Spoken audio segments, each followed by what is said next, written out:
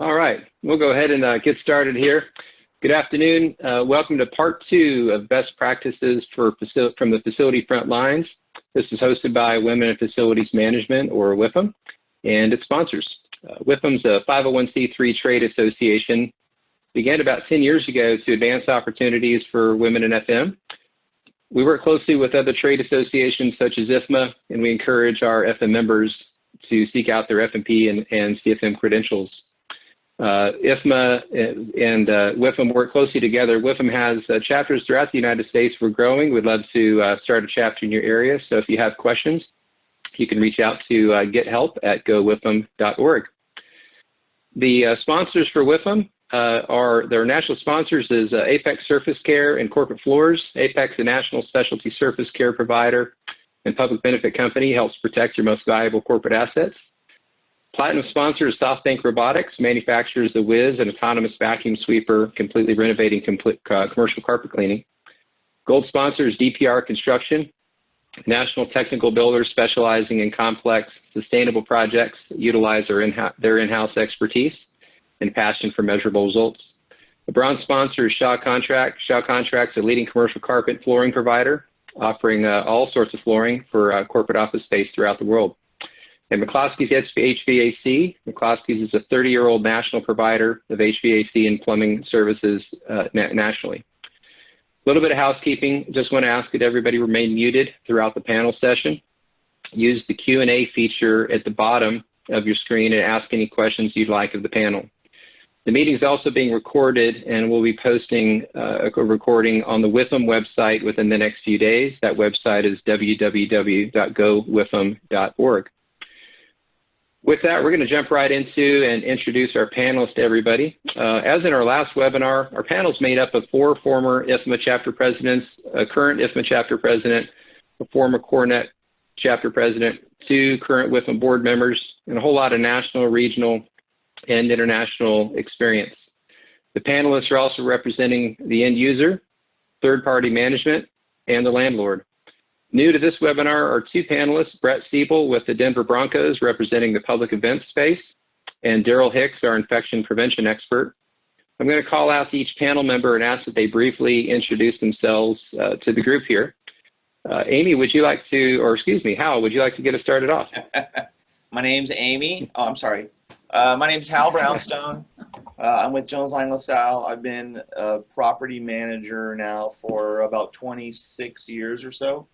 Began my career in San Diego and moved up to my hometown of San Francisco. I manage Hills Plaza in San Francisco, which is the Google downtown headquarters. My client is Morgan Stanley. I've been taking a lot of calls with respect to reentry, and hopefully have some insight on where the landlord and how the landlord interfaces with the tenant. Excellent. Thank you, Hal. Amy? My name's Amy Janisek, and I am the Director of Facilities for Visa for their Austin offices. I have been in facilities management for about 20 years now. We have 3 buildings in Austin that I manage the day-to-day operations for. We've got some essential personnel that are still in the office, so I have some experience with what we're doing now, plus I'm on some of the teams for making decisions for what's going to happen when we start to bring people back. I am also a former chapter president for IFMA, and I am the current president for WIFM. Excellent. Thank you, Amy. Maria? Hi, good afternoon. My name is Maria O'Callahan Cassidy. I'm the Senior Director of Operations at the Wharton School at the University of Penn. I have over 25 years of operational management experience. Currently knee-deep in trying to figure out a reentry program, not only for the university, but I also sit on the board of Security and Safety Committee for BOMA Philadelphia. So lots of interesting information, some conflicting information that hopefully we can talk through today. Great. Thank you very much, Maria. Sandy?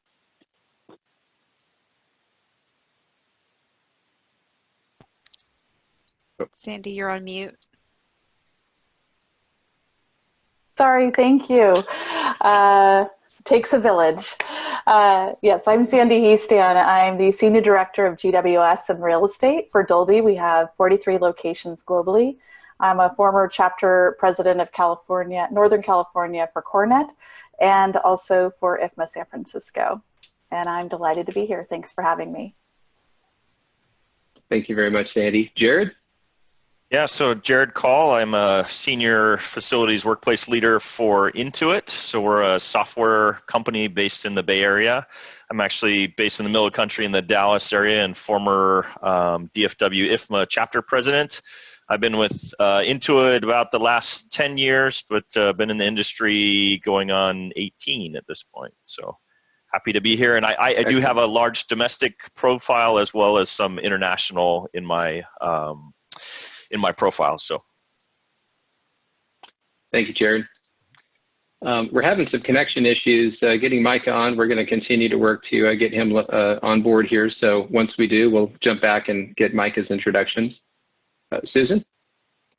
Hey, Sue Boyle. I'm the Regional Director of Facilities for Mace Macro, and we're rebranding, so it will be just Mace. And Mace is a cost consultancy, construction, and FM services. My client is Vroom. They're an e-commerce automotive company. They're located in Detroit, New York, and Dallas and Houston. So I've got about 30 years of experience in commercial real estate, and now I have a mixed bag of commercial and production. I'm delighted to be here too. Excellent. Thank you, Susan. Darrel. Yes, glad to be here. Darrel Hicks, and I have over 31 years of experience in working in hospitals and leading the environmental services or housekeeping departments in keeping hospitals clean, safe, and disinfected. And so I retired from that business back in 2014, and now I'm doing business-to-business consulting and doing it for startup companies that want to talk about how their product would play in healthcare and other businesses. So I've been doing that and doing webinar presentations and seminars, but wrote a little book called Infection Prevention for Dummies. But I'm glad to be here, and I bring to you almost 40 years of cleaning and disinfection expertise, and hopefully be able to add something to the conversation when it comes to reentry into the businesses that are on the call today. But it's a very hot topic, and hopefully I can add to that conversation. Thanks, Darrel. Appreciate your time. And Brett. My name is Brett Seibel. I work for the Denver Broncos. I've been in facility management for a little over 15 years, obtained my SFP and FMP, worked up through operations, project management. Now I oversee the engineering team in the building. So a lot of construction and engineering is my focus. Great. Brett, love to hear your view of things representing the public arena sector too. I think you bring a lot of flavor to the conversation, so thanks for joining us. My name is Thomas Holland. I'm the facilitator today. I'm the founder of Apex Surface Care and Corporate Floors. I'm a former DFW IFMA chapter president. I'm the WIFM board advisor and founder. Would like to welcome everybody for being part of this. Helping me out today is Ashley Adams. She's our WIFM chapter administrator and our special project admin at Apex, and is amazing. Thanks, Ashley. I think we're ready to get started. Just a quick recap of why we're here. So this is part two. 30 days ago, we had a panel to get initial views of everybody on this panel of how things were happening for them in their facilities, what they were thinking about. And all of us are probably experiencing a holy cow, how quickly is this moving along experience. Information is flowing very quickly. Things are changing very quickly. And it's really strategic planning has gone out the window, and all planning has really become tactical. So this is a check-in on the panel with the decisions that they made 30 days ago, and kind of where are they today, and how can they move forward in their buildings as they're all considering reentry. So I'll be asking the panel some initial questions that were derived from the audience from the last webinar, and then we're going to move to a more open session for more audience participation. So if you could please, at the bottom of your Zoom window, there's a Q&A button. You can click that. If you have questions for the panel, please start writing them in there now. And then when we get to the audience participation part, we'll have some questions to start rolling. Panelists, y'all ready to begin? If you want to give me a thumbs up. All right, great. So this first topic is, whoa, what the heck just happened? So again, it's been 30 days since the last time we spoke, and with a constantly changing and moving information, I want to look back and see what's worked and not worked in the last 30 days. So my first question, which we'll ask to each panel member, is what's the best thing you did 30 days ago to prepare you for today in your reopening? Has there been any regrets on decisions that you've made so far? Amy, I'm going to start with you if that's okay. Yeah. So I think probably the best thing that we did way back in the beginning, early March, right before everything really hit the fan, we went ahead and ordered hand sanitizer and desk wipes. Even though we still had, we had some in stock, we went ahead and proactively got some orders in before I think the big rush hit. And so while some of the people that I've spoken with in the industry are having trouble sourcing that, we are in a position right now that we don't need to. And so far, no regrets, but to be determined, right? You may not want to disclose the location of your warehouse of where that hand sanitizer is right now. Under lock and key. That's right. Thank you, Amy. Maria, would you like to share your experience? Sure. Just like Amy, I think that we did a pretty amazing job partnering with our support partners, including the housekeeping staff at the University of Penn, and pre-purchased a lot of cleaning products, including hand sanitizer, refills, and also wipes. So that takes on an immense amount of pressure off of us right now to start focusing on more other pressing needs. So that's very helpful. But the other thing is that I think really helped us is we identified early in March who were the key people that needed to come into the building, who are our key stakeholders, who are our key partners. And it was a very specialized discussion. I know that a lot of people have disaster preparedness training, but understanding exactly how this might affect and doing some scenario drills is what we did around a table when we could actually meet in a room together. And we did identify some key individuals, and those became our ongoing partners, sometimes on daily conference calls to help us prepare. And it's still going on. Those conversations still take place, if not on a daily basis, on a weekly basis now. Excellent. Thanks, Maria. Sandy, would you like to share your views? Yes, I think, for us, we were responding and supporting China and APAC locations with our APAC IMT in January and February. And that really gave us a head start on activating our global cross-functional incident management team structure. And so, for that, I think, it allowed us to be a little bit of ahead of being organized within our teams. I think the other thing is our GWS team alignment. I'm just so proud of them and grateful for all that they're doing and how organized they are cross-functionally across our 3 regional locations. And as far as regrets, I think I'm going to be along with Amy. I don't have any at this point. There might be some things we look back on to say maybe we should have done it differently, but we're in such new waters. I don't think that I have any regrets at this point. But thanks. Excellent. Thanks for sharing that, Jared.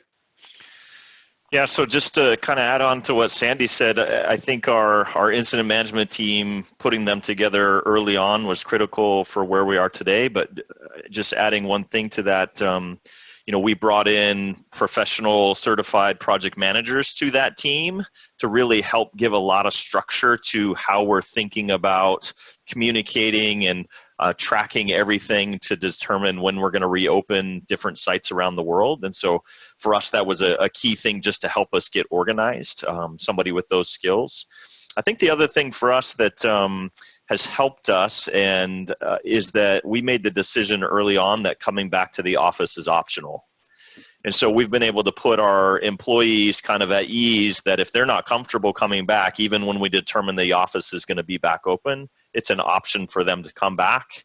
It's not something that they have to do. Now, they have to continue to work, so you have to figure out how to be productive, but we're not requiring you to be in the office to be able to do that in the foreseeable future.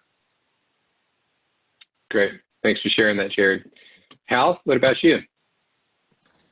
For us, it was to have contact with one of our major tenants and kind of work together with their expectations versus ours. You know, some of the landlord-tenant relationships that occur in the lease, well, pandemic exposure just hasn't been part of that lease documentation for a very long time. So as someone else said, we are navigating new waters.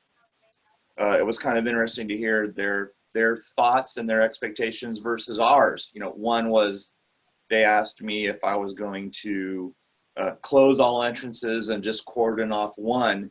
And my response to that is that's the last thing I want to do. I have the luxury of having several building entrances, and I want to use all of them to not have a congregation of people in close proximity together while they're waiting. So this is kind of you know, our wish list and their wish list as we kind of work together to understand what is reasonable and appropriate from both our viewpoints, so there wouldn't be some type of animosity moving forward. So the communication surrounding that was pretty important, as well as being able to pass that communication on now to the landlord, who's also asking, what are you guys doing? So that's been helpful. And I think, like everyone else, no regrets yet.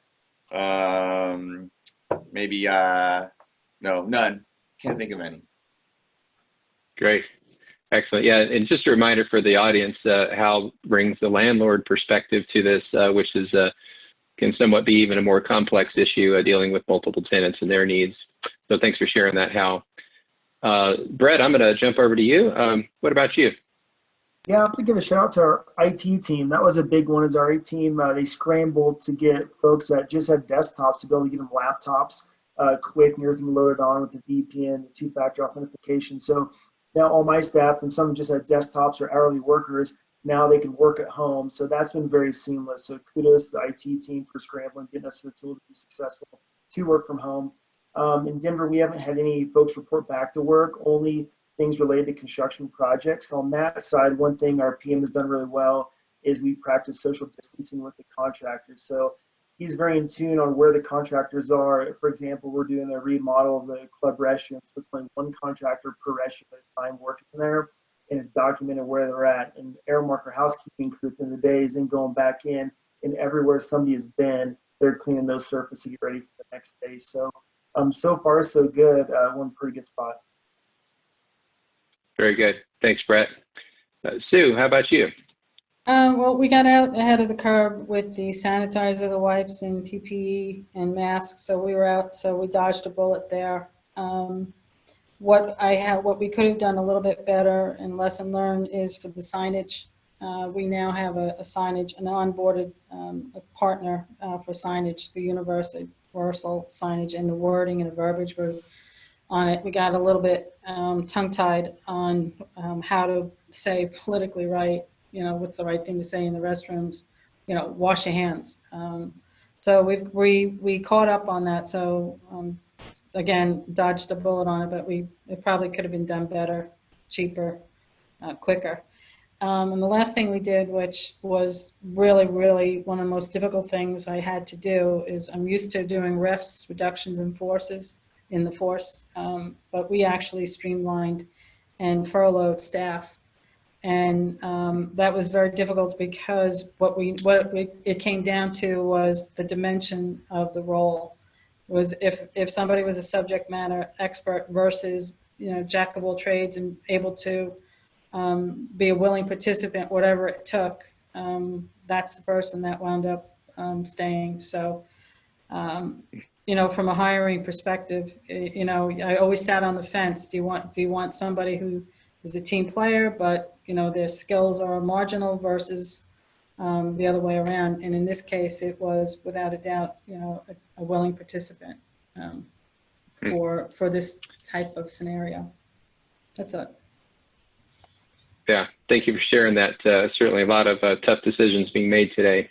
One other question I'm going to send back out to the panel here. So there's a lot of information floating around the internet, associations, the news, and a lot of them are frankly saying different things. So where are you finding your most reliable information right now? Who are you looking to get answers to questions?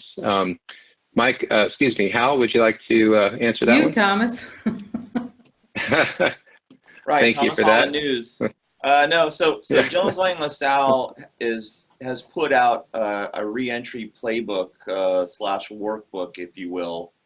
So it's a combination of BOMA San Francisco, our own Jones Lang LaSalle internal document, kind of separating the wheat from the chaff.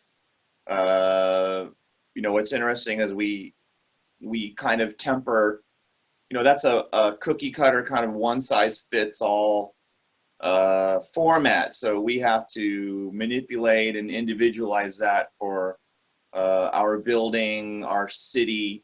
The city of San Francisco had a very early on shelter in place ordinance, which I think helped us a lot to kind of keep our numbers down, as well as the surrounding counties. I have to actually jump off of this call early with my apologies, because I'm part of the Marin County Health panel as well. So the sources I really have are number one from the firm that I work for. So I'm towing that line, drinking the company Kool-Aid there. Excellent. And I will say that I've seen that document. It's actually posted on the WIFM website as a resource. The chatter I've seen about it is people are very appreciative of the positive spin that it's put on the situation. So some of the documents that are out there maybe take a different view. So it's very well crafted. So kudos to JLL on that. Sandy, how about you? Where are you looking for information? Yes, really all over. So network of partners. So our partners on the engineering, building engineering side, janitorial, our food service partners, colleagues in the industry. We also, I participate in this and also a peer group within my local community, CDC, WHO, experts in the region.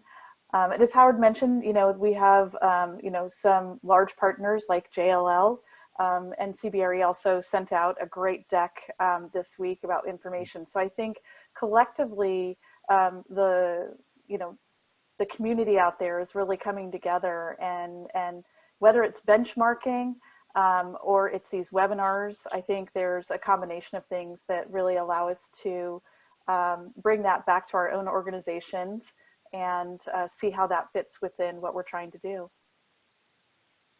Excellent. Thanks for sharing that. Amy, how about you?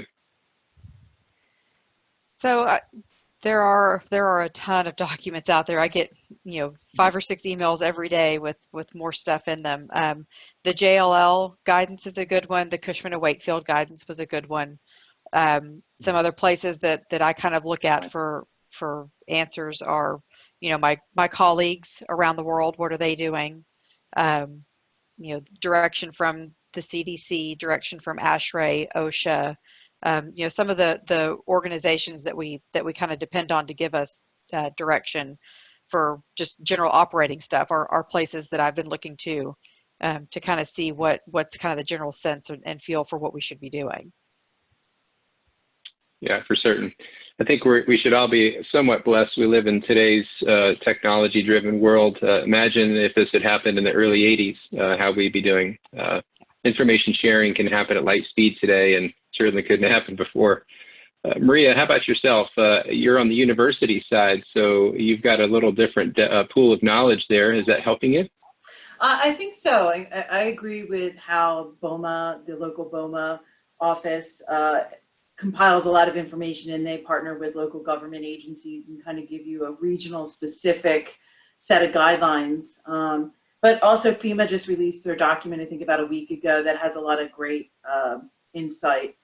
In reference to universities, we have a little bit of a unique need, but if you can participate on panel discussions or sit in with other groups with like businesses, it's super helpful because you're literally reinventing the wheel in many situations. So as much feedback as you can get with colleagues that have already started the reentry process, like a lot of our overseas partners, have really kind of helped us understand some of the challenges that'll happen day 1 and maybe day 10, 15. We're going to be counting the days as we do reentry because things are going to change, I believe.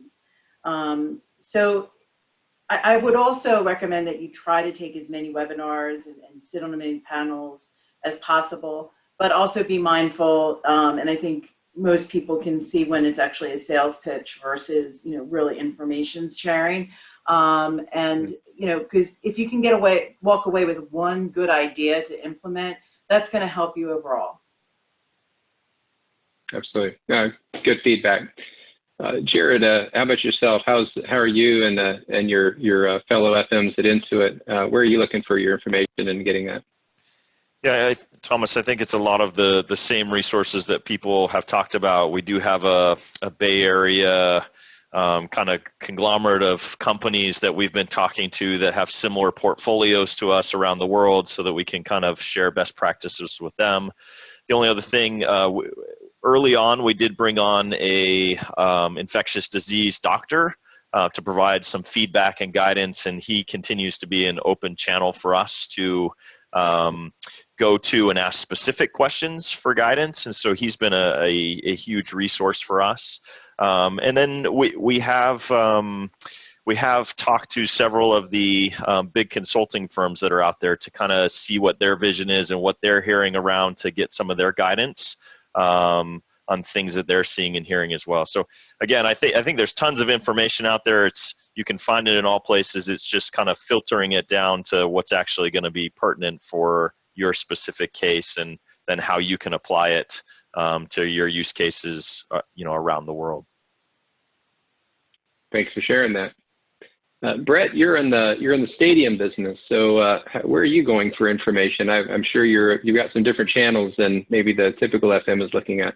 Yeah, one of our good channels is Airmarks, our housekeeping company and a partner of ours. So they're on calls to the CDC. So we have a call with them every week, sometimes multiple calls, and they have some really good information they're getting back on cleaning specs, what they're doing to clean the building, and what our plan is. So Airmark's been a very big one, good information there.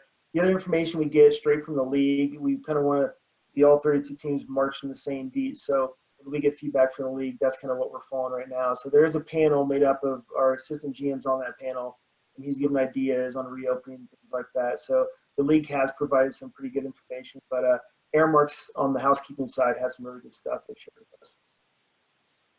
Very good. I'd have to imagine that's a very complex issue in your business. Yeah. Considering the amount of people you got to think about in your arenas. And Sue, can you help us share where you're looking for information and what's been helpful for you?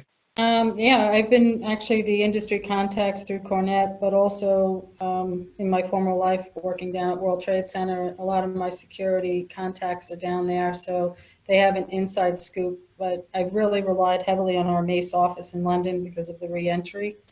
So their lessons learned, little things that, I can't even think of anything on top, but they gave us like the heads up for the sanitizer and PPE.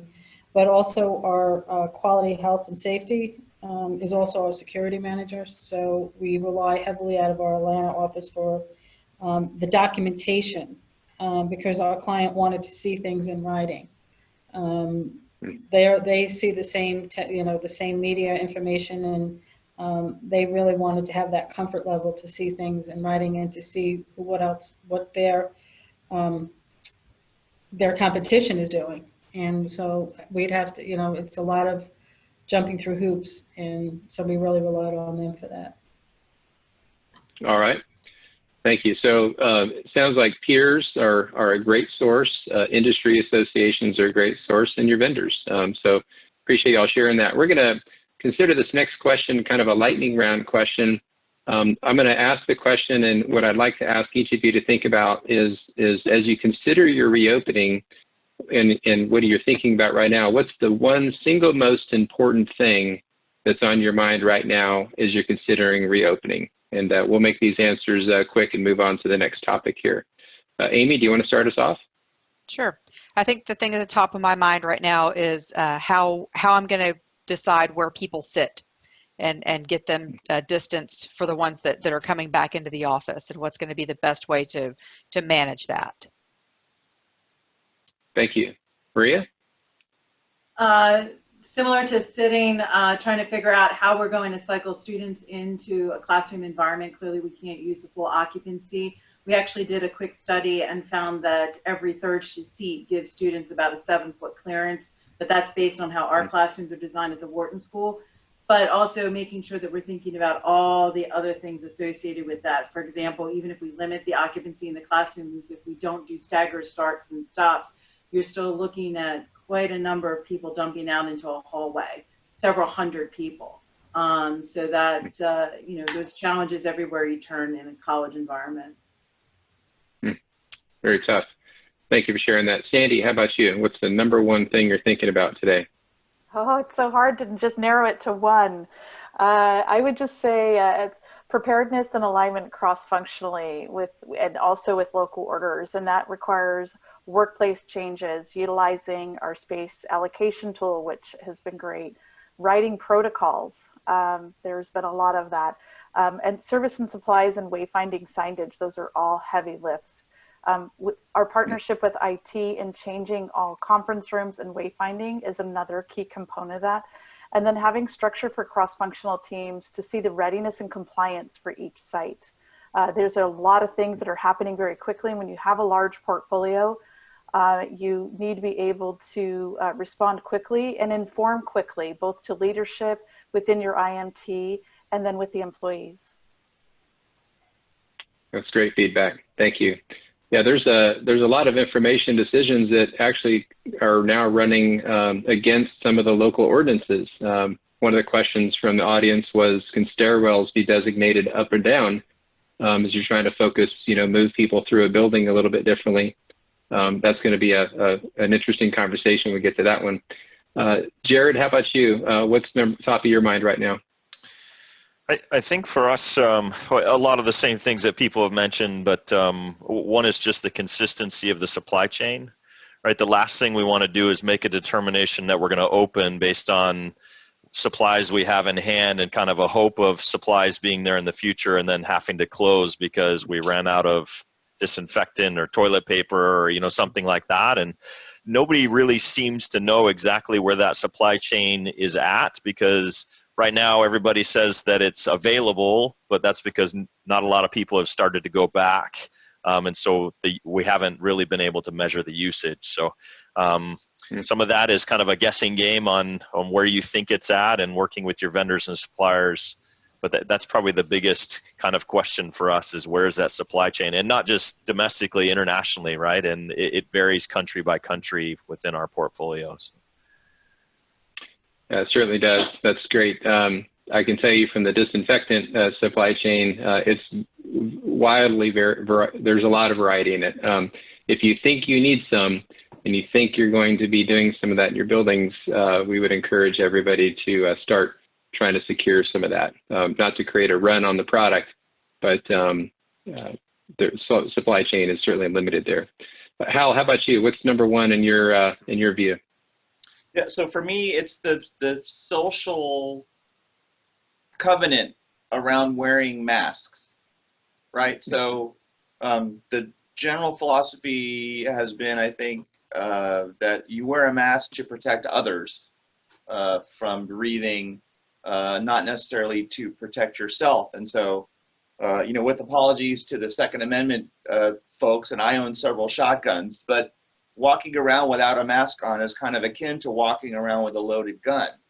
The bullet's fired and you just don't know where it's going to land until 3 weeks later. So there's a social distancing stigma associated with that mask wearing. And then how do I operate the functions of the building so that now that most people don't like masks because they're uncomfortable and hot, right? So what do I need to do to the building HVAC systems to counteract that for tenant comfort? So it's a spider's web, if you will, of, you know, one thing affects another, which affects another, which affects another. Maybe Rube Goldberg is a better analogy than spider web, but that's my biggest concern. The tenant and I talked. They asked me what I would do if someone wasn't wearing a mask, and I said I don't think it's my job to do anything if someone's not wearing a mask. It's your employee. You should be the one policing that mask enforcement policy. So we're in new ground, new territory. It is. A lot of facility managers are going to be put in the very difficult position of trying to enforce that in their buildings, and it's a very hot topic of discussion right now. Well, Thanks and if for I just sharing may that. add, personal preference, some people like going around without masks to get the herd immunity, right? They think they're indestructible and will become immune and build up and not ever have to worry about it again. And others are very germophobic. So it's going to be very interesting on the floors, if you will, what goes on interpersonally between all the workplace folks who up till now have been friends, right? We'll see if they continue. That's for sure. Well, that's a question that we'll be exploring here in a little bit more. Darrel, I wanted to ask you this question. If, you know, in your experience being an EBS in hospitals and kind of using that experience and putting yourselves in the shoes of a facility manager, what do you think they should be thinking about right now? I think one of the things that employees and the public gauge their safety and security in public spaces. They've been used to being self-isolated or sheltered in place, and now they're leaving their little hovel and heading out into an unknown world. And one of the things that they gauge the sanitation of the building by is the restrooms that we haven't even talked about. And if the restrooms are unkempt and they're obviously a sanitary problem, then why would they believe that the office space that they're working 8 hours a day in is also sanitary and sanitized? And so I think that we need to have a focus also on, you know, as we reopen, is keeping those restrooms policed and, you know, keeping the trash off the floor and making it appear to be well taken care of. And so whether that's in a stadium or an office building, I think that's one of the things that employees gauge their safety by is the sanitary conditions, and restrooms may be one of those barometers for how safe they are where they sit. Thanks for sharing that. Appreciate it. It's a good view. Hey, Brett, what's on top of your mind right now, aside from getting the season started? Yeah, so like everybody here, the safety of not only the fans, but the employees when they come back. So our first wave is going to be employees. We want them to feel safe, but more importantly, we want them to be safe when they get back in the building. So right now we're replacing every faucet in the building to touchless. We're replacing every soap dispenser, hand sanitizer, paper towel to touchless. So when you go in the bathrooms before back to work, we do want everything touchless in the bathrooms. Another thing we're working on as well is going to keep me up is implement this needlepoint ionization or HVAC system. This will help clean the air and possibly even clean surfaces. So the number one ways for employees get back in the building, those specific areas, make sure that equipment is equipped with that technology. That way the air is clean and we can test it before they come back. So those are the two things from the engineering standpoint we're really going gung-ho at. Great. Thank you. Sue, how about you? What's top of your mind? Well, we went through the mask, not wearing the masks. We went through that, and the way that we handled it, or the way the client handled it, is the CEO down wears a face mask. And when we rolled it out in the plant, 50% didn't wear them. They wear them now, and sidebar conversations were made that if you don't wear them, you're in jeopardy of losing your job. And pretty much now it's 100%. What's my biggest issue right now is the habits that people had when they left here are not the habits that they're going to have when they start. So the social distancing. So you have folks, clumps of people, wearing the masks and wearing the gloves, and they're not 6 feet apart. And it's habit. It's not anything. It's those reminders. So what are we going to have, like a sheriff going around, spreading like a bouncer? So that's where we're at right now is really like, and that's the signage, wayfaring signage, but also reminders gently that, this is what's necessary. But here in Texas, you have to wear a mask, or, first of all, it's the law, but now it's also company policy. It wasn't 2 weeks ago. It was a problem, but they addressed it. Senior management addressed it. I think Brett would call that bouncer a get back coach. What was that? The get You back would call coach. that bouncer the get back coach. Right. Yeah. There's a report today in the news that a whole segment of the population is going to be diagnosed with FOGO, F-O-G-O, which is the fear of going out. And it's a real thing. A lot of companies are also struggling with when they finally turn the doors back open in their building, they may have a lot of employees that simply won't want to come back. And then that's another issue that I think that organization will have to deal with. Very complex. All right, we're going to move to topic 2 here. And Darrel, these questions are going to be directed first to you, and then I'm going to ask the panel if anybody would like to add your view to one of these 3 questions. There's a lot of information and, frankly, misinformation out there about cleaning and disinfecting. And Darrel, based on his experience, we thought we'd point some of these questions to you. So first one is, given all the claims made about different disinfectants, what should facility managers be thinking about when they're selecting the products that are being used in the buildings? Oh, you're on mute there, Darrel.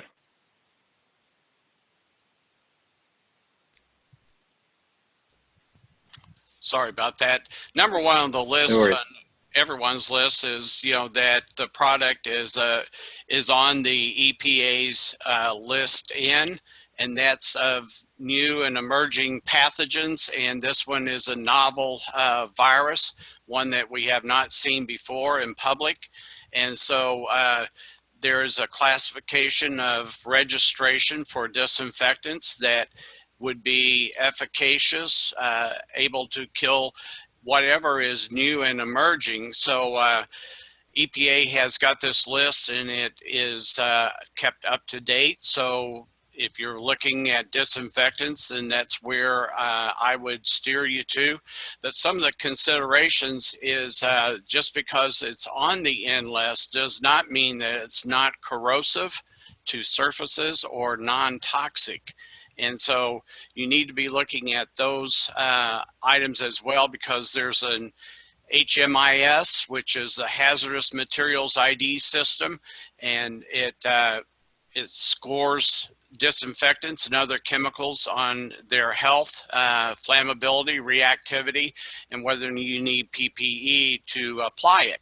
So those are some of the criteria. I think one of the next ones would be the dwell time. If you have a disinfectant that takes 10 minutes to do the job of killing the microorganisms of concern, then you need to, you need to keep it wet for 10 minutes, and that's not happening. So I would look for disinfectants with a 3-minute or less kill time on them, and those are the ones that I would recommend going forward. But one of the big keys is, it's already been mentioned, but is it even available? Because some of the manufacturers have had a real challenge keeping up with the demand.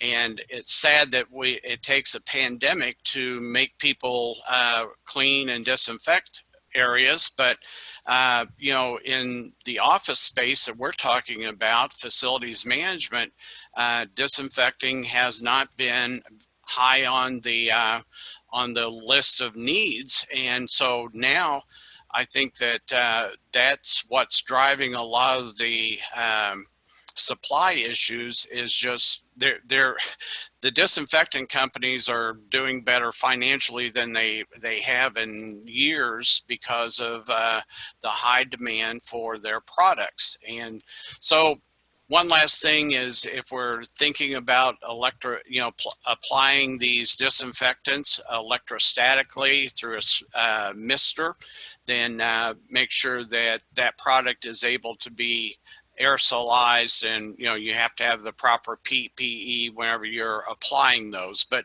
those are the things that I think disinfectant wise this group needs to be concerned about, is just what are you using and what are people being exposed to, because as we re-enter, then I think that some people who may have chronic asthma or some other issues with upper respiratory like COPD, if we're going too toxic, too strong with some of our chemistries, that it may be affecting their breathing ability. If they're wearing masks and what have you, that mask does not shield them from the odors or the off-gassing of some of these disinfectants that people may be choosing. So, you have to look at the health and safety of your employees who are wearing masks, but those don't shield them from some of the VOCs of these disinfectants. Thank you, Darrell. Would anybody on the panel like to comment or add to that?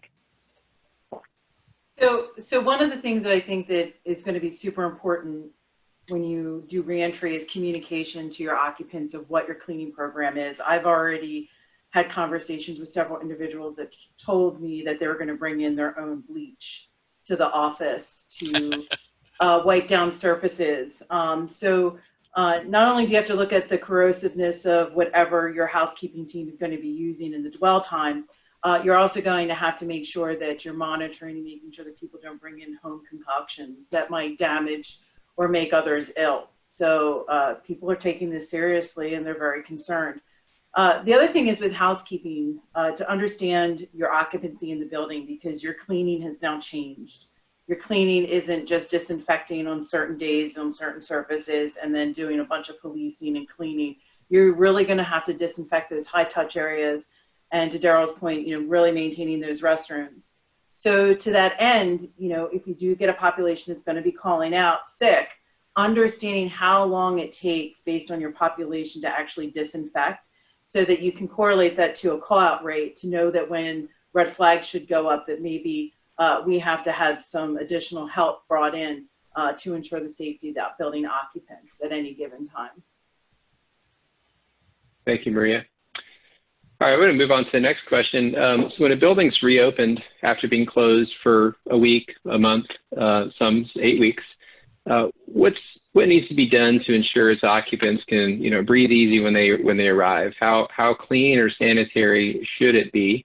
Darrell, would you like to touch on that?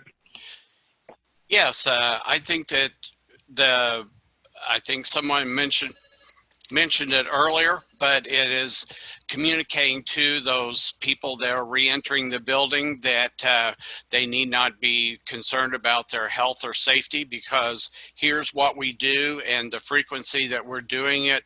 And so we have tried to provide you with a safe, clean, disinfected environment to work in. So it's communicating to them that they can re-enter the workforce because you've provided that safe, clean, disinfected environment for them.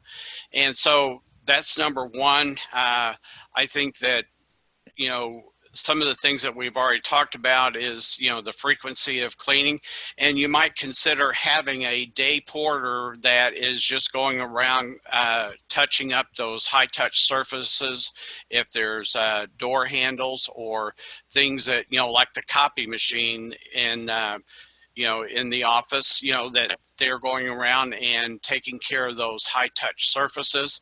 And in the break room, the lunch room, that those things are being taken care of. You can visibly see someone going around doing that.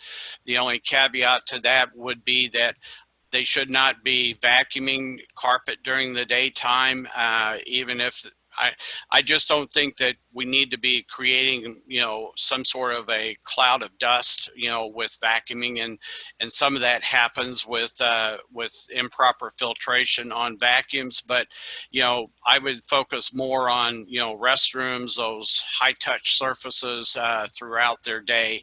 So when people see that happening, then I think they would be more likely to feel secure in that environment. One of the things that we're going to be doing, I think, is we've found a product that's an antimicrobial product that you can put on the door handles, and you can put it over the elevator buttons and whatnot, and it lasts for up to 90 days, before you have to take it off and replace it with a fresh one. And that's something that they can see. It's there. It's different from what was there before. And in addition to all of the extra cleaning and stuff, and having visibility for the janitorial staff, I think that's one of the things that we're going to implement before we bring people back. Very good.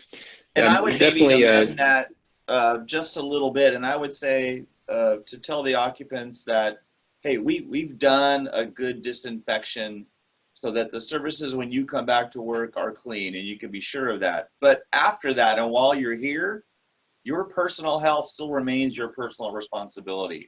I wouldn't. Yeah, that's been a big thing for us. We can disinfect them out of having to care for their health. That it continues to be ongoing. That they do smart and appropriate things to make sure that they remain healthy.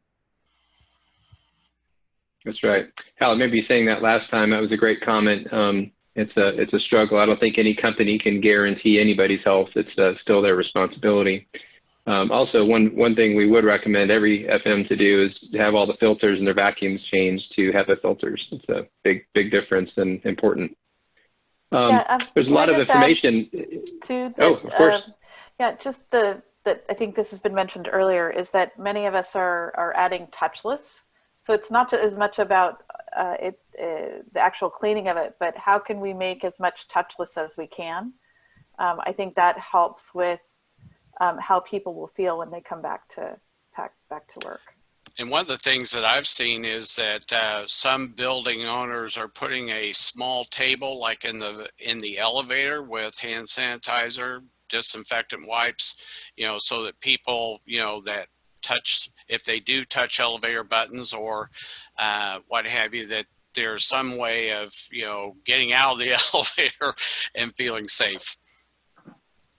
And let me just add one more point when it comes to building HVAC. There's been talking about upgrading the filtration level of the HVAC system.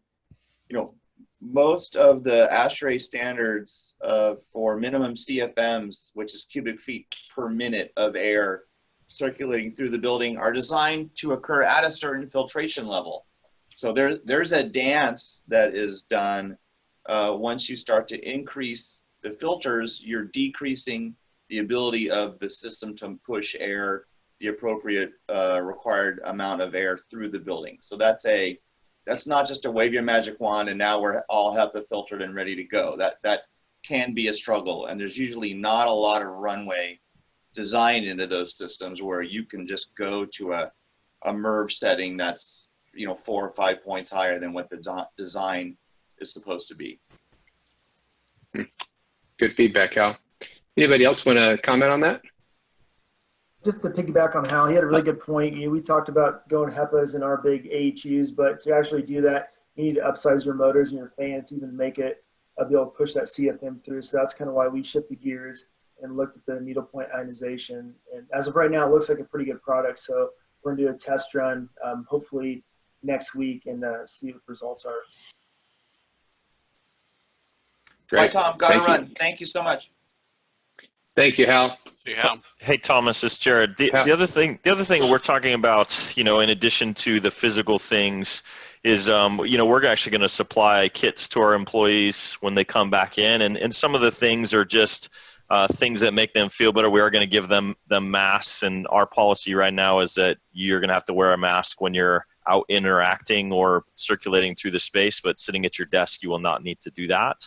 And I put that out there that, you know, we're looking only to bring back about 10% of people in phase one. So social distancing for us isn't going to be a problem. But, you know, we're also going to include in there things like, I think people have seen them, they're like the little styluses that you can use to help you not have to come in contact with surfaces.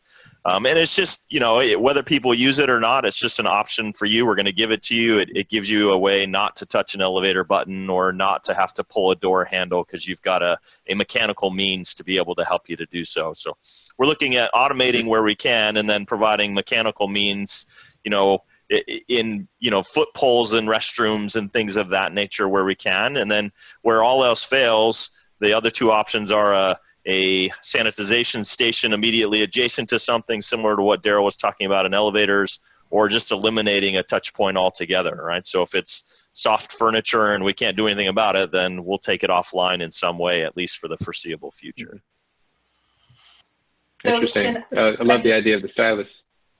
Yeah, the stylus is a good idea, but what I wanted to say is that we've got to also be careful about what you're implementing and its long-term effects. I mean, this hopefully is going to be a temporary situation, and a lot of the foot pulls automatically damage your drawers because you have to drill into the bottom of them, but there's also a very strong case study there that they damage the doors because they basically uncenter them from the hinges. So you have to be careful that you're doing extra checks of them because they could actually fall off the hinges because they become warped or they become bent, because you're basically pulling from the bottom when it's designed to have the weight distributed from the middle when you're pulling the door open. So there's lots of little examples like that of just be careful with the modifications that you're doing and what that might mean for your maintenance staff and just long term. Good feedback. I'm looking forward to going to the office where they issue a rubber suit and you just have to totally wear the rubber suit for your whole day. There's and Amy, you touched on it, there's products out there that are claiming to have extended kill times that are kind of quote unquote self-cleaning. Darrel, how efficacious are those products and what should facility managers be aware of with those? Well, they are out there, and some of them are making claims, as she said, for 90 days of continuous cleaning or disinfection, killing microbes. I would look for those that are EPA registered because they have to go through a lot of expensive hoops to get that on their product, an EPA registration number. But my caution about that is that we're talking about viruses, and whenever I mention the size of a virus versus a bacteria, those are rated for bacterial kills, not viruses. And because of the size of viruses, they're not very effective against something like COVID-19. So that's number one. Number two is how do you know when it stops working? You know, it'd be nice if it changed colors, because if it's a high touch surface that a lot of people are grabbing a doorknob or something throughout the day, then how quickly does it wear off? And the other part is, if it is a high touch surface, is just the oils from our hands transferring to that would insulate that antimicrobial coating from the bugs on the surface if there's a layer of soil there. So it operates because it has to be free, or it needs to be cleaned in order for, it's really like a bed of nails that this bacteria falls on, and they impale on these bed of nails. And so if you have a layer of soil on that surface, then how does the bacteria get to that bed of nails? So, and lastly, if people know, if the custodial staff knows that that coating is on there, will they be more lax in their going after those high touch surfaces? So there's got to be some education for those people that are doing the daily or more frequent cleaning of those surfaces, that their services are really needed in order to remove that soil and allow the bacteria to actually die on that surface. But when we're worried about viruses, they're they're pretty small. Unless they're embedded in bacteria, then chances are they're going to get missed. Right. Sounds like it's a great product just to add in addition to a good cleaning and disinfecting regimen, but not to replace a cleaning and disinfecting regimen. Exactly. Got it. Thank you. We're going to move on to our audience participation here. We've got a lot of great questions that have come in, and we want to spend the remaining time we have here on those. So I'm going to jump right into it. And we had some questions from the last webinar, but I'm reading through some of the current ones, and I'm going to probably focus on the current ones that have come through today, and we'll just kind of jump back. So I'm going to ask the question of the panel. We'll ask for a couple of answers per question from the panel. If one of those sparks a debate or a lively discussion, we'll spend a little bit more time on it. But I think some of these are, you know, kind of pretty quick and easy, simple yes and no. Some other ones might require some time to dive into. So one question here is, I've heard there's a rule that you have to be exposed to an infected person for 15 minutes or more. Is that true? Is there any science behind it? Darrel, do you want to touch that one? I have not heard that. This virus can live on surfaces, I think, for up to 17 days. But if it's airborne, it has a very short life. If it is isolated as a virus, it doesn't live very long on a surface. And, you know, so it needs, viruses aren't a really living organism. They don't need food and water and oxygen to live. So they have to, they're like a parasite. They need a host, a bacteria, in order to invade the bacteria and replicate the virus. So 15 minutes seems to be very arbitrary. And, you know, how close is the proximity? Is it 2 feet away or 10 feet away, 20 feet away? So I wouldn't give much credence to that and take it as security. If you are only exposed to someone for 10 minutes and you're standing 2 feet away, those heavy droplets that you're being exposed to could be infectious at 2 feet in 2 minutes. Gotcha. I think we're going to jump into some of the other questions here. Thanks for that. Good one here from Mary Rayleigh. What have you found to be the best practice for conducting temperature checks at an office? Very concerned about long lines and associates having to wait to have checks conducted. Who'd like to jump on that one? So one of the things that we're talking about for this is staggered start times, which I think is what I've seen several companies talk about, is staggering start times for employees. Initially, it's not going to be too big of a concern, I think, because we'll be at a lower percentage of occupancy. But then we also put, kind of in anticipation of this, we went and put out the footprints on the ground, 6 feet apart, kind of all the way out the entrance door that we're going to be sending people through, asking them to wait in line, and then we're just going to have to kind of monitor it and see where we pivot where we need to. Good Thomas, answer. Thank you, Amy. This is Sue. We've already staggered the hours, and we have security. Our physical security guards are doing temperature checks. Yes. Yeah, and yeah, I mean, we have a guard there doing that.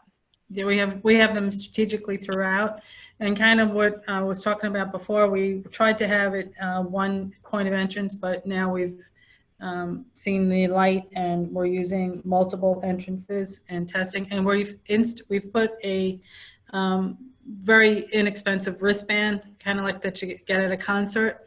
So every day it's a different color, so people leaving don't have to be retested.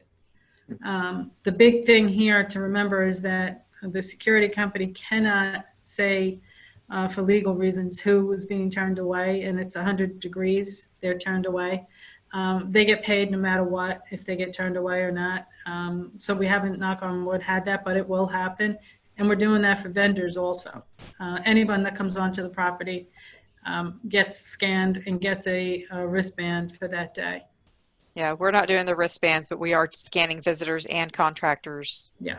guests, employees, everybody. And we have a single point of entry right now, with the understanding that as we get more people, we will have to open up more entrances and get more cameras to scan people, and probably more, more security staff to help with that. Right. Great. Thank you. I'm going to jump to the next question here. And if I could just real quick have everybody answer yes or no. And I think, Jared, I know your answer is yes, but not when they're sitting at the workstation. And the question is, are you requiring employees or tenants to wear face masks while on site? So, Amy? Mine is the same as Jared's. Yes, as long as they're not sitting at if they're sitting at their desk, they don't have to wear it. Excellent. Maria? Yes, all the time for now. Great. Sandy? It depends on the location and the distance of desks, but and we're in the process of reviewing that, but it is likely yes. Okay. Brett? We're still in the process, but right now the guys coming in the building are required to wear masks. Okay. And Sue? I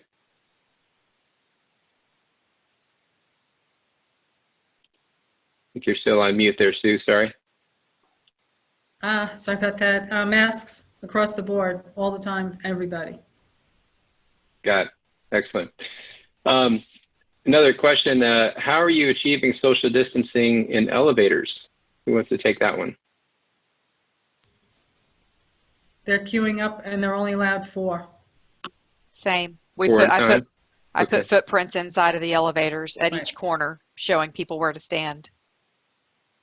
Okay. Excellent.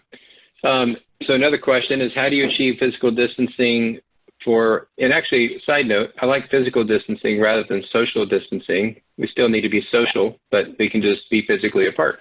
That's the term that we've started. Good. Any ideas on how to handle physical distancing for restrooms with multiple stalls? So our restrooms are full, like it's full sides, full door, like a water closet. So we don't have that concern. But for some of our other sites, we've talked about where they've got openings underneath the stalls, blocking off every other one. And then at the sinks, we have footprints at every other sink, so that there's one in between that can't be used. And if we find that they are being used, then we can take the next step to turn the water off to those sinks so that people can't actually use them. But we'll block off every other stall. Okay. Yeah, you have to be careful with that a little bit, right? Just something to think around is, your occupancy is based on your fixture counts. So as you increase your occupancy when you're going back, we're gonna have to think how that changes. We've had similar thoughts, right? When our occupancy is low and maybe risk is higher, we can block things off like that, but know that that's going to have to change as we move through in order to meet those occupancy requirements. And at that point, we would probably have to require people to they're going to have to wear their masks when they're in the restroom once we reach that point. Anybody else want to comment on that one? I think one of the things that you see in a stadium like Brett works at is that there are no doors on the bathrooms. If you can physically remove the doors without compromising people's privacy, then that would be one less touch surface to exit the restroom, but also increases the airflow in those restrooms as well. But at the hospital, when we reconfigured reconstruction or new buildings, we try to eliminate doors to restrooms altogether so that people aren't having to touch that after they wash their hands. Darrel, that's a good point. And what we've talked about is we have privacy walls in the bathrooms, because if you've been to a football game, you know how busy it gets with the lines coming out, the door's always open, just somebody holding it. So the plan would be those would just be propped open for the games, and fans wouldn't have to touch it. They could walk right in. Brett, you touched on this in one of our previous conversations, but how are you looking at bringing the spectators back to the stadium? So it's going to be a league initiative. So we plan to have a season for sure. Does that mean it starts with 0 fans or it's pushed back a couple of weeks? Who knows? But we do have contingency plans. We've been meeting for every possible scenario, whether it's 0 fans, whether it's 10,000, 20,000. We have a plan for everything. Once you get to a certain point, it's not realistic to practice social distancing. So I think for us, like 20,000-ish could possibly be that threshold. But we have a lot of ideas about possibly removing some seats. But it's really going to be a league initiative on how it works, and we're going to follow the league rules. Excellent. Thanks for sharing that. I'm going to move on to another question here. A question from Ray Deal. We're working on getting our GBAC STAR accreditation. That's from the ISSA, the Global Biorisk Advisory Council. Is anybody familiar with that or also working on that?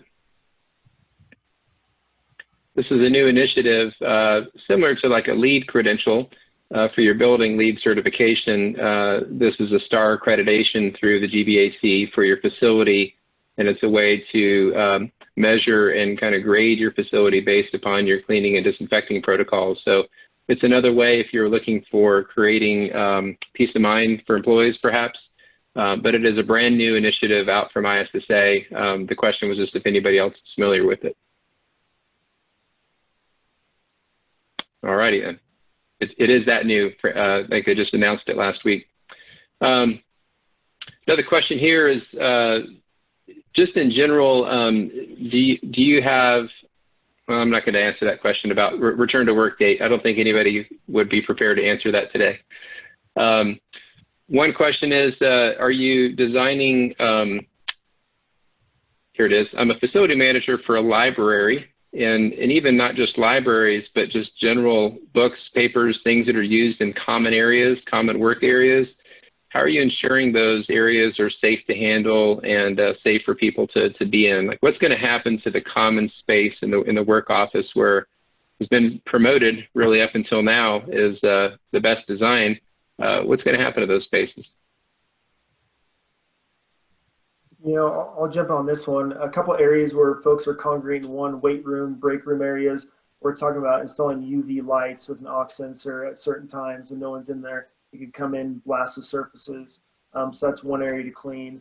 And then the other point is the ionization, the HVAC. We feel like those are two strong products right now that we want to implement. Yeah, and I think some companies are also looking at just closing off. So as we move from one stage to the next, so early on, it's not like you have all of your common areas open. You'll probably close down many conference rooms, cafes, things of that nature. And again, creating as much touchless components as possible. And also just, again, going back to the masks and making sure that while people are moving about and not in their own enclosed space, that they are practicing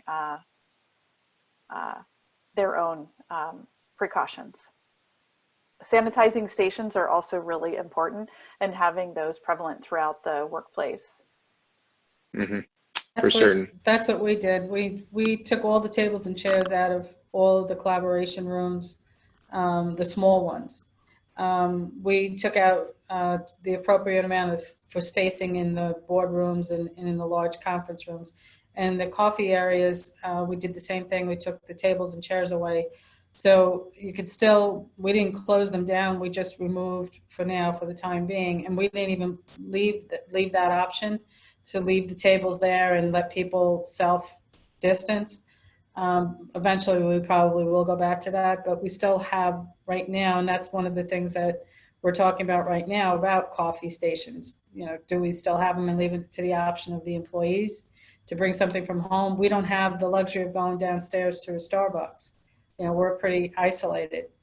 So that's really where we're at right now. Just bring things from home or leave the property altogether for a cup of coffee. So these are things that we're looking at. Yeah, I think also companies can look at the technology that you already have. So if you have a cafe, can people order a grab and go in advance through an app so that they're not down there waiting in line? Working with your IT teams to, if you have, say, Outlook, can you change the capacity of a room or whether it's open or closed so that people understand in advance how they're going to be engaging with these spaces and services?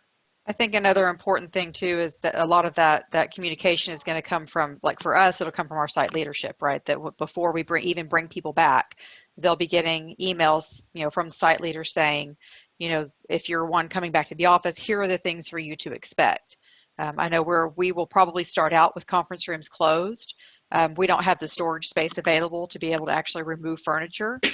So we will, we'll look at different ways of putting up signage to reduce the capacity and, blocking off chairs, whether it's putting them in the corner or using a compostable, trash bag over it so that we're not wasting things to block it so that people won't sit in it.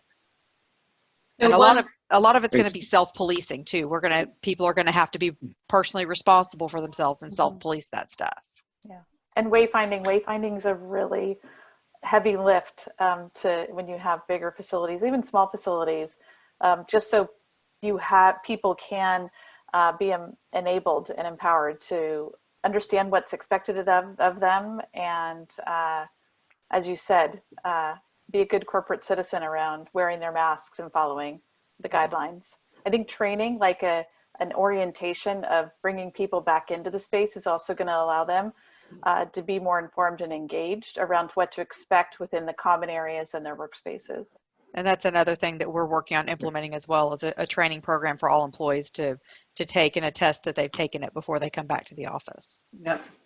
I agree. Like a welcome back document is very helpful. A welcome back document, even if they don't want to go online. But one of the areas that I think that people have to look at with their physical space is also overlooks.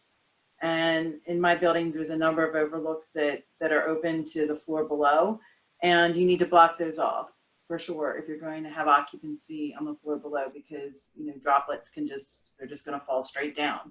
So there's lots of little nooks and areas that don't have seating, but people have access to them. They could present a real issue. So just something to think about. Big question for the team here is, has your team begun evaluation of possible reductions in real estate to build on the potential success of work from home? Is the work from home experiment working?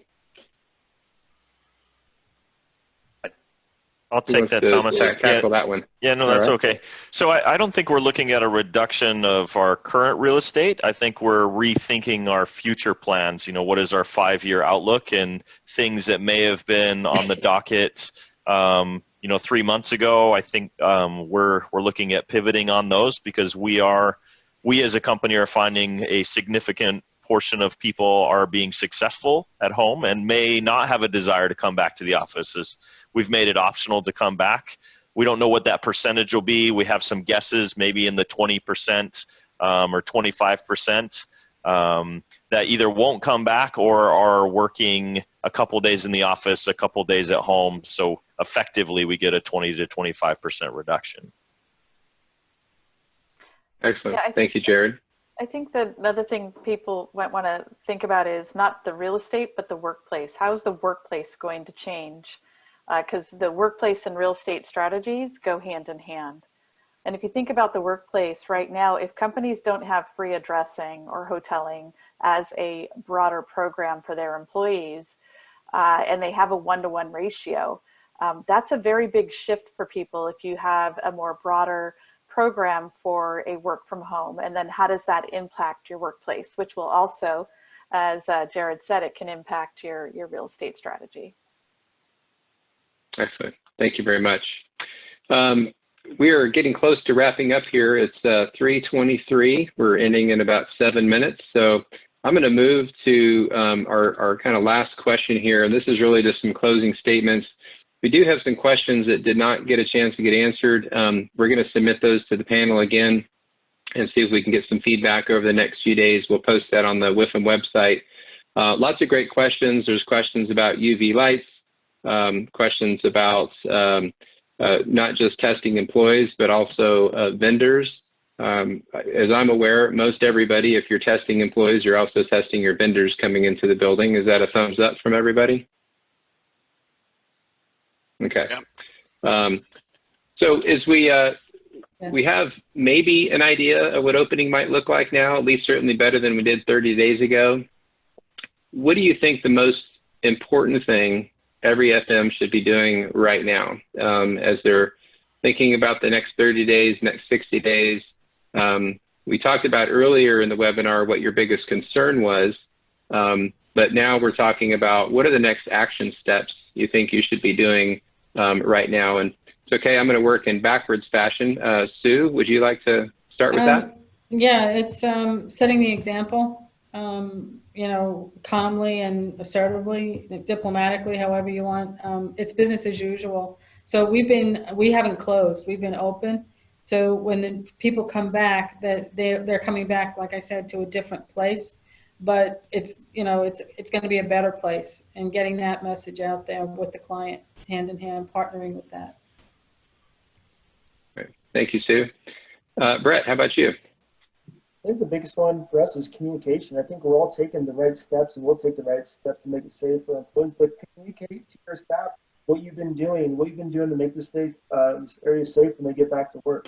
Whether it's like a nice little goodie basket when they come back with sanitizer and things like that, and a little note card just to say, hey, since you've been gone, here's what we've done, or email blast, things like that. Excellent. Darrel, what do you think?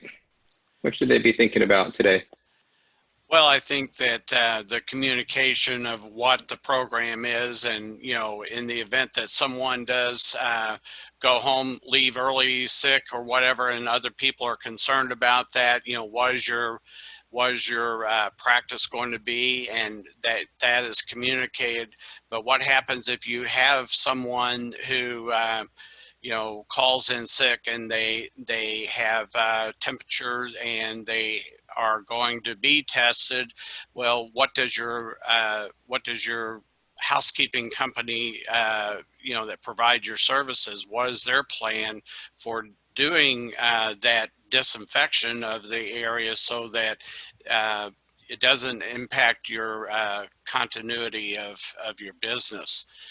You don't want to start and then shut down because someone or their husband is sick and turns out that they are possible exposed to COVID-19. So it's just to have that forethought and planning, and then communicating with employees what the plan is in case that event happens. Excellent. Thank you, Darrel. Jared, how about you? You know, I agree with everybody else that I think, you know, sharpening your communication skills right now is probably the biggest thing, not only to communicate to those that are going to come back to the office, but making sure that your voice is heard in the decision meetings, because a lot of the decisions have effect on, you know, the building environment, whether it be the HVAC or whether it be code or other things. We have to make sure that we're balancing, you know, those types of requirements we've always lived with, but other people don't necessarily understand with the decisions that are being made. Thank you. Sandy? Yes, you had a lot of the points I was just going to say. Also, well-being, employee well-being. I mean, that's really first and foremost, I think, for all of us. And trying to be ahead of what's needed. So contact tracing is another component, and being ready when if you have an incident in your workplace. As we said, supplies, services, any kind of workplace changes. Are you going to move from fabric to hard surface components for chairs and furniture and things of that nature? And then also think about what is the next stage going to look like, and how will that impact your strategy planning about responding to this in your workplace. And then be agile. You are going to need to pivot, and what you think you're going to do, you might need to do differently. And try to just get the best practices within your own organization, your teams, and with peers like this, this group here. Tanya, it's great feedback. There's going to be a lot of people that are not only thinking about the next 60 days as they return, but then what's going to happen when flu season kicks off, and how is that going to affect these strategies you're putting in place today? Maria, how about you? What do you think the most important next steps are for every FM? I think everybody's kind of touched on it, and it's to be proactive instead of reactive. I think it really threw a lot of FMs off their game a little bit early on, because good FMs are proactive instead of constantly being reactive. But you know, making those lists and making sure that you have a plan, understanding what you can control and then defining the things that you can't control, because once you start doing reentry, things are going to come up that you probably didn't think about it, but at least having a roadmap so you can get the answers, you have the right people that you can get to respond is going to be extremely helpful. And that includes people that don't want to put on their masks, or people that don't want to come in an entrance that you've designated as an entry, or somebody that doesn't want to get their temperature taken.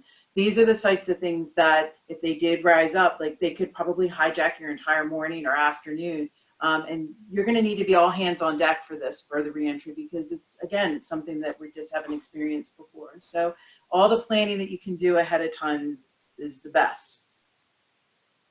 All right, thank you. And Amy, would you like to close off the question here? What do you think the next most important things are? So similar to what Maria said, I think everybody's kind of touched on all of the really important things. Having a roadmap, having a project plan kind of put together and ready to go, so that you know what steps you need to take as you start to bring people back. As Jared pointed out, making sure that your voice is being heard. Make sure that you are looking at your building and you know what you need to do, and you're sharing that with the leadership. Making sure that the communications are going to be in line with what you can actually do. Don't allow the leadership to overpromise things that you are not going to be able to implement. And communicating with employees, making sure that they know what to expect, and just keeping in mind that you know, for buildings like mine where we're still actually operating every day, these employees have been working from home, and that has been their life for the last 2 months, 8 to 10 weeks, and so they're going to be coming back to something completely different. You want to make sure that they're comfortable coming back. Great, thank you, Amy. Appreciate you sharing that. Well, we're going to move to close here. I think we could go for probably another 2 hours based upon the questions and contents in here. And we certainly appreciate everybody sharing the questions. We wish we could get to all of them. I think we're going to research with our panel here about maybe doing a part 3 in another 30 days and see where we are at that point, because some buildings might actually be running at that, and we'll see how they're doing. I would really like to thank our panel, Amy Johnasek with Visa, Rio Callahan Cassidy with Wharton Business, Sandy Hidston with Dolby Laboratories, Jared Call with Intuit, Hal Brownstone with JLL, Mike Odell was with us in spirit, Fannie Mae, Darrel Hicks, our infection prevention consultant, Brett Siebel with the Denver Broncos, Susan Boyle with Mace Macro and Vroom, and my name is Thomas Holland. I'm with Apex Surface Care, the facilitator. Again, we want to thank the panel, sharing your thoughts and feedback with so many of your peers. Special thanks to the WIFM board for supporting this effort, as well as our WIFM sponsors. Most importantly, we really like to thank you, the audience, for taking your time to sharpen your saw today and sharing your questions, which I believe will help so many of your peers. We'll be posting recording of the video on the WIFM website in the next couple of days, as well as the chat log. So until we speak again, we hope everybody stays safe and healthy. God bless and good evening. Thank you. Take care, everybody. Be well. Thank you. Take care.